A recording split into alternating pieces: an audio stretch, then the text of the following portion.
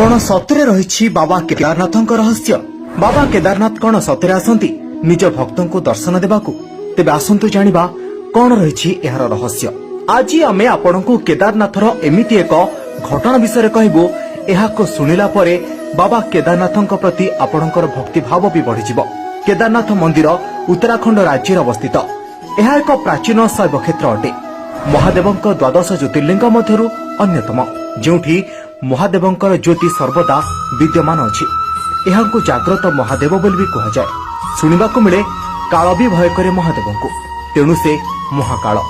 बाबा केदारनाथଙ୍କ समय सहित खेलिबा शक्ति मध्य अछि। काहेकि ना कालकु परीक्षा करिवार एवं कालकु करायत करिवार शक्ति केवल महाकालଙ୍କ पाखरे ही रही थाए। आज आपनकु आमे एमिति एक भक्तर घटना कहबू, जार भक्ति देखि बाबा केदारनाथ प्रसन्न होई मंदिर बाहर को चली आसीथिले और समय को मध्य बदलाई देथिले। बहु वर्ष तलर कथा, जेबे गाड़ी मोटर सुविधा नथिला। लोक माने बलद गाड़ी, घोड़ा, गध एवं पादरे चली चली यात्रा करुथिले। सेथिपई केदारनाथ रे कम भक्त ही पहुंची पारुथिले। एमिति ही एक भक्त बाबांकर दर्शन करबा निमंते एमिति ही चली चली घर बाहरिला। सबुठ गरीब लोक थिला, हेले हृदयरु किंतु धनी थिला। कारण हृदय रे शिवंक प्रति तार प्रगाढ़ भक्ति थिला। एमितिरे भी से केदारनाथ को जीवार रास्ता मध्य जानि नथिला, किंतु हृदय विश्वास थिला से केदारनाथ जीव। सेथिपई महादेव ताकू रास्ता देखाई चलिले। जेमिति भी कष्ट करी 2 मास लागिला ताकू केदारनाथ रे पहुंचीबाकू एवं सीए केदारनाथ रे भी पहुंची गला। किंतु सीए पहुंचीबा मात्रे देखिला चारियाडे पूरा सुनसान अछि। बरफ रे घोड़ा होइतिबा घर एवं मंदिर मध्य देखा जाउनी। केही भी श्रद्धालु देखा जाउ नाहंती। मन टिके उणा गला। टिके आगको बढ़िबा मात्रे देखिला बरफ रे ढांकी होइतिबा गोटे विशाल मंदिर। खाली कबाट अधा देखा जाउछि। तार बे टिके विश्वास हला। हठात से मंदिरर पुजारी को देखिला।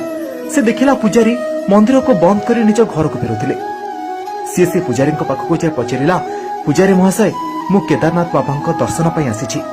आपण जेतेबेले मंदिर खोलिबे मते दर्शन करिवार अछि। पुजारी कहले, लागुछि तमको यार नियम बोधे जाना नाही। एई मंदिर वर्षरे 6 मास खोला रहे एवं 6 मास बंद रहे।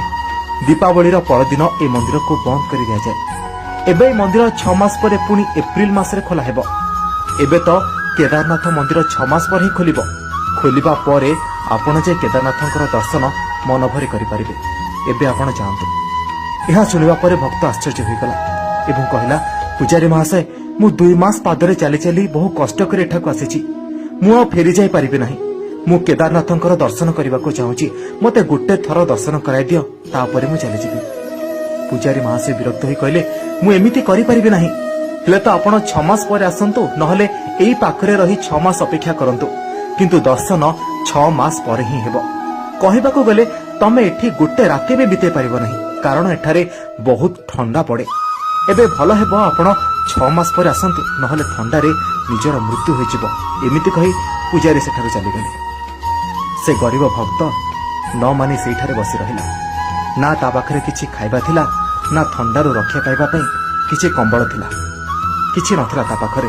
शीत दाउरू, प्रचंड ठंडा दाउरू निज शरीर को ढांकिबा पई। धीरे धीरे संजय हेबाकू लागिला एवं ठंडा मध्य बढ़िबार लागिला। तार शरीर एमिति थरुथिला कि केते बेले भी ता शरीररू प्राण चली जिवो। किंतु सीए सेठारे ही बसी रहिला एवं निज केदारनाथ बाबांको ध्यान करिबाकू लागिला एवं ता आखिरु धीरे धीरे पानी भी बहुला। एतिकी बेले अंधार एक प्रकाश भितरु एक बाबा आसिले, जे शरीर रे बाघ छाल और गलारे रुद्राक्ष माल एवं हाथ रे त्रिशूल धारण करथिले। सही बाबा भक्तों पाखक आसी कहले, तुमे बहुत थकी जाइछ। एहा कहि से पाखरे निया लगाइले और ताको खाइबाकू मध्य देले।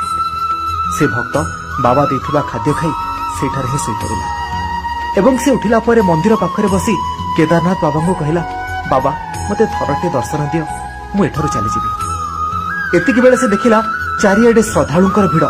पुजारी निजे सेवकों सहित मंदिर आड़क आसुछंती।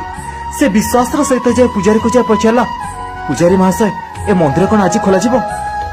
पुजारी कहले, ए मंदिर तो खोला जिवो।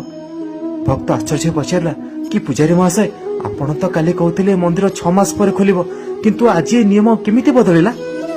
पुजारी महाशय भक्तर कथा उपरे ध्यान दे कहले, कोन एमति बाजे कथा कहउछ? मंदिर तो 6 मास पर खोलुची। हठात पुजारी महाशय मन पड़गला जे, अरे तमे तो सही लोक जे 6 मास तले आसीथिल। ତେବେ ଏମିତି ସମୟରେ ଭକ୍ତ କହିଲା, କଣ ପୂଜାରୀ ମହାଶୟ ପୁରା ଭୁଲିଗଲେ କି? ମୁଁ କାଲି ତମ ସହ ଦେଖା ହୋଇଥିଲି, ଆଜି ମୁଁ ସେଇ ଶୋଇକି ଉଠିଲା ପରେ ଆପଣଙ୍କୁ ଦେଖୁଛି। ପୂଜାରୀ ମହାଶୟ ହାତ ଯୋଡ଼ି କହିଲେ, ହେ ମହାନ ଶିବଭକ୍ତ, ତୁମେ ଧନ୍ୟ ହେ ଶିବଭକ୍ତ। ମତେ ଠିକ ସେ କଥା କୁହ, କାଲି ରାତିରେ କଣ ହୋଇଥିଲା? ତେବେ ସେଇ ଭକ୍ତ ଅଘୋରୀ ବାବାଙ୍କ ବିଷୟରେ ସବୁ କଥା କହିଲା। ପୂଜାରୀ ମହାଶୟ ହାତ ଯୋଡ଼ି କହିଲେ, ତୁମେ ଧନ୍ୟ, ତୁମକୁ ନିଜେ କେଦାରନାଥ ବାବା ଦର୍ଶନ ଦେବାକୁ ଆସିଥିଲି। ତୁମର 6 ମାସ ଏକ ରାତିରେ ବଦଳାଇ ଦେଲି ଏବଂ ତମକୁ ଏ କଥା ଜଣା ବି ପଡ଼ିଲା ନାହିଁ। ତମ ସହ ଚମତ୍କାର ହୋଇଛି। ତମେ ନଭେମ୍ବର ରାତିରେ ଶୋଇଥିଲ ଏବଂ ଏପ୍ରିଲର ସକାଳେ ଉଠୁଛ, ସେ କଥା ତମକୁ ଟିକେ ବି ଜଣା ପଡ଼ିଲା ନାହିଁ। ନିଜର ଭକ୍ତମାନଙ୍କ ପାଇଁ ସମୟର ଚକ୍ରକୁ ବଦଳାଇ ଦେଲେ ମହାଦେବ। ଏହା କେବଳ ମହାକାଳ ହିଁ କରିପାରନ୍ତି। ଏହା ରହିଥିଲା ବାବା କେଦାରନାଥଙ୍କର ଏକ ସତ୍ୟ ରହସ୍ୟର ଘଟଣା। ଏମିତି ଅନେକ କିଛି କଥା ନେଇ ଆସିବୁ